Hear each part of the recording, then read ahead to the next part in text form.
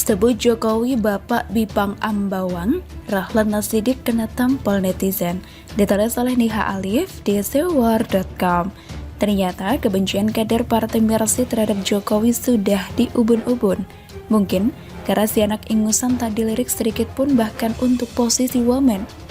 Inilah makanya hingga kini kader Demokrat terus saja nyinyir ke Jokowi. Bahkan urusan internal partai pun harus membawa-bawa nama Jokowi. Apalagi saat ini Jokowi tengah viral dikarenakan pidato yang mengendorse Bipang Ambawang. Dengan brutal, kader-kader Demokrat melakukan serangan, mulai dari Roy Suryo hingga Rahlan Nasidik. Berikut cuitan Rahlan di laman Twitternya. Jadi, siapakah Bapak Bipang Ambawang?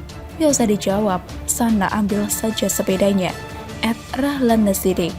Menanggapi nyinyiran penuh kebencian dari kader Demokrat, netizen pun tak tinggal diam.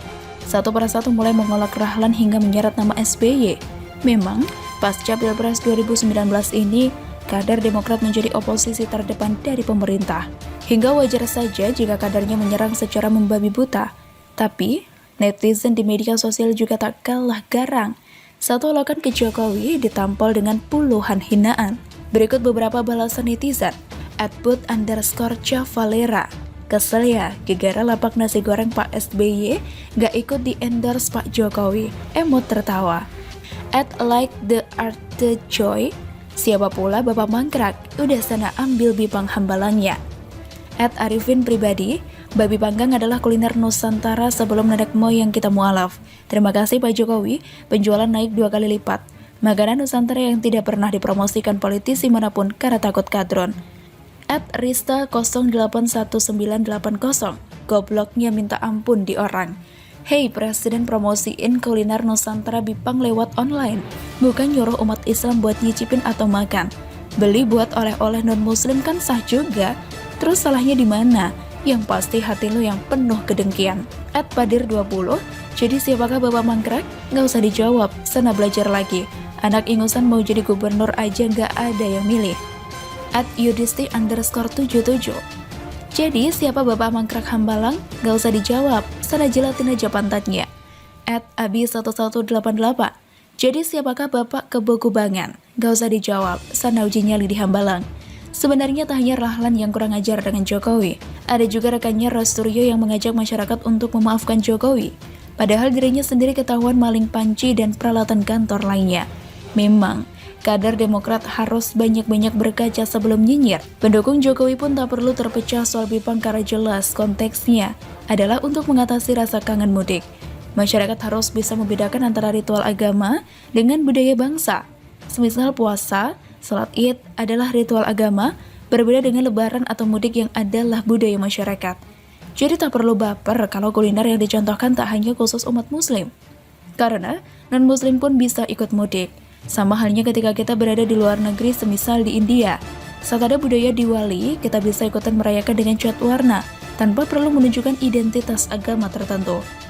Saya yakin, ucapan Jokowi yang notabene bermaksud keberagaman masyarakat telah dipelintir sedemikian rupa. Lagi-lagi isu agama dijadikan senjata untuk menyerangnya. Padahal jujur saja, di antara kita yang beragama Islam juga ikutan merayakan Natal dengan liburan. Coba saja waktu itu dilarang bepergian dan sebagai gantinya kita disuruh pesan makanan halal secara online. Pasti tidak akan ada masalah. Sebenarnya yang membuat rumit adalah benih radikalisme dan mabok agama yang berlebihan.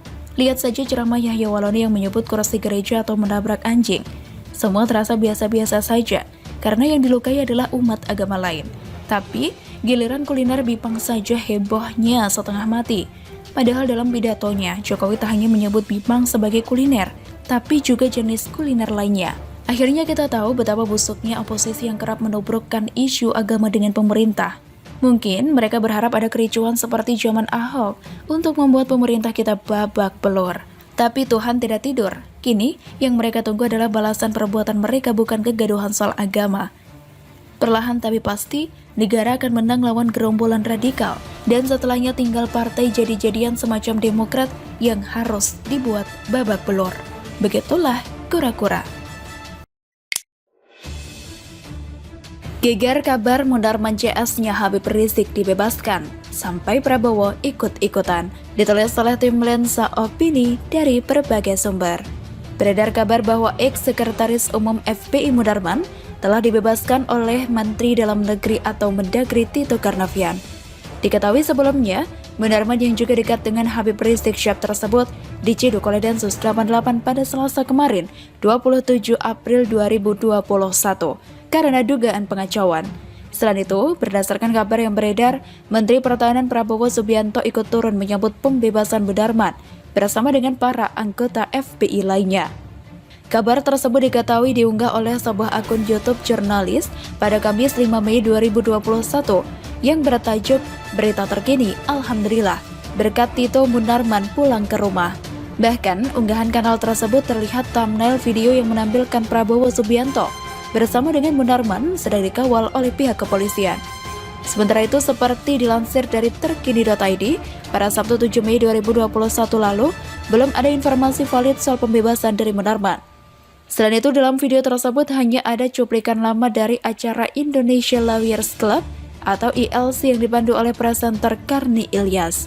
Cuplikan itu menampilkan pengacara Irman Putra Sidin yang sedang berkomentar tentang FPI. Diunggah pada 4 Desember 2019 bertajuk Tegas, Irman Putra Sidin jika FPI melanggar tindak sesuai hukum yang berlaku. Karena itu dapat diinformasikan kabar Munarman telah bebas adalah tidak benar alias hoax. Sementara itu kabar terbaru Munarman terkait penangkapan 3 orang ex-petinggi Front Pembela Islam Cabang Kota Makassar.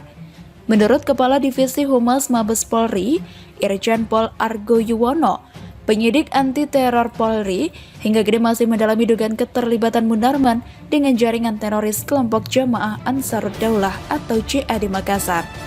Soal Munarman itu masih dalam pendalaman penyidik Densus, terutama nanti kita tunggu saja perkembangan dari Densus, ujarnya di Auditorium PT IKA Jakarta pada Rabu 5 Mei 2021 kemarin. Lanjutnya, ia juga membenarkan berhasil menangkap 3 orang mantan petinggi ormas pimpinan terdakwa Habib Rizik Syihab. Sementara itu, ia mengatakan ketika pentolan FPI Cabang Makassar ini masih dalam pemeriksaan penyidik. Karena itu pihaknya belum menerima perkembangan terbaru dari 3 pentolan FPI yang ditangkap. Masih pendalaman oleh Densus, sampai sekarang kita belum mendapatkan data lengkap, katanya. Selain itu, saat disinggung soal keterkaitan Munarman, ia mengaku hal tersebut sedang ditelusuri. Selain itu, ia mengatakan juga Munarman yang dipenjara di Rutan Narkoba Polda Metro Jaya hingga kini belum diizinkan dijenguk, baik dari pihak keluarga maupun pengacara. Itu menjadi bagian daripada penyidik untuk kepentingan penyidikan, ujar Karo Penmas Divisi Humas Mabes Polri, Brigjen Rusdi Hartono. Jadi, bagaimana menurut Anda?